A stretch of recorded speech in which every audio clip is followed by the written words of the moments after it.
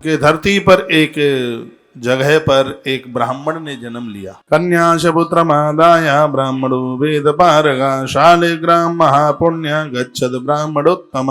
उसको एक कन्या थी और उसे एक बेटा था। उसने बेटी को विवाह कर दिया।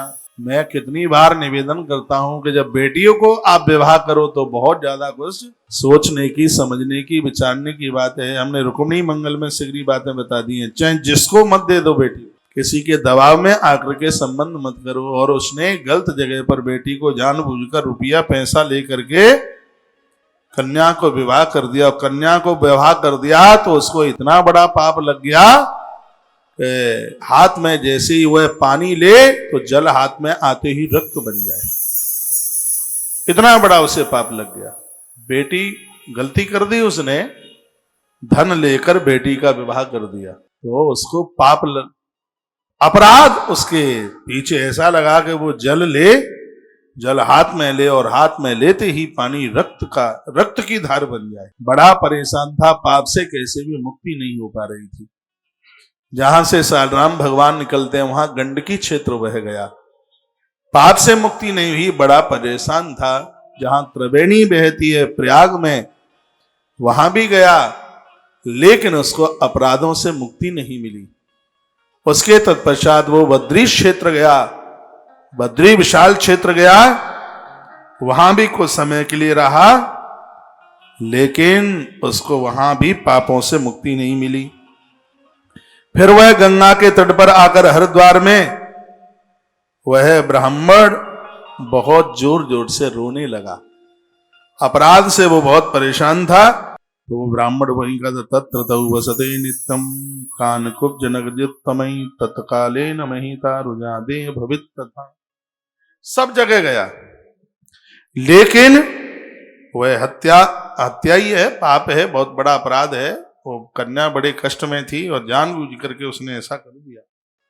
हमने पूर्व में बोला है कि कन्या को गलत हाथों में दे दें तो मामा, फूफा, बड़ा भैया, मौसी, मौसा, ताऊ और माता पिता, ये उसके पूरे जवाबदार होते हैं।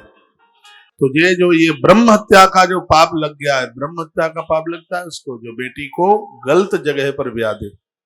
देखा है ब्रह्म हत्या फलम तेन दोषेण विप्रश्य ब्रह्म हत्या फलम। हे ब्राह्मण, तूने इतनी बड़ी गलती करी, तुझे ब्राह्मण हत्या जैसा तुझे पाप लग गया है।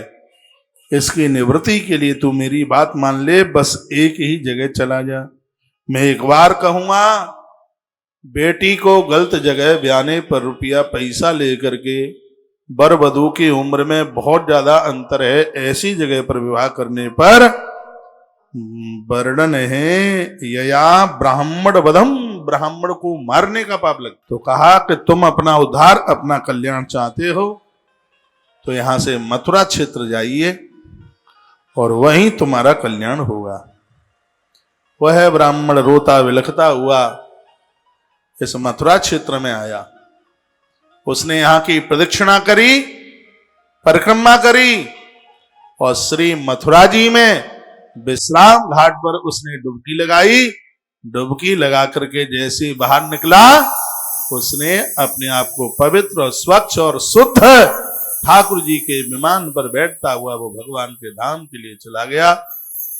ऐसा क्षेत्र है भैया ये श्री ब्रज का, जो बड़े बड़े दोषों को, अब इसका मतलब ये तो है नहीं कि बेटियों को गलत जगह ब्याह दो और बाद में मथुरा जी में विश्राम घाट में जाके डुबकी लगा लो, तो ऐसा तो नहीं होगा।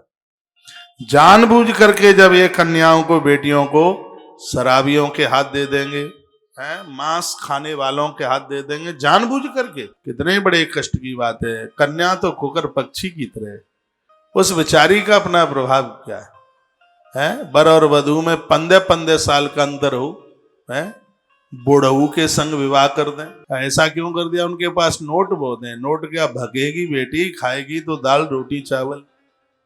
ध्यान रहे इस बात के लिए। वो कुकर पक्षी, वो कपला गैया की तरह है। वह ये गलती ना हो, जानबूझकर मांसाहारियों को बेटी दे दो। ये बिल्कुल ठीक नहीं है, शराबियों को दे दो, ये बिल्कुल भी ठीक नहीं है। ध्यान रहे इस बात के लिए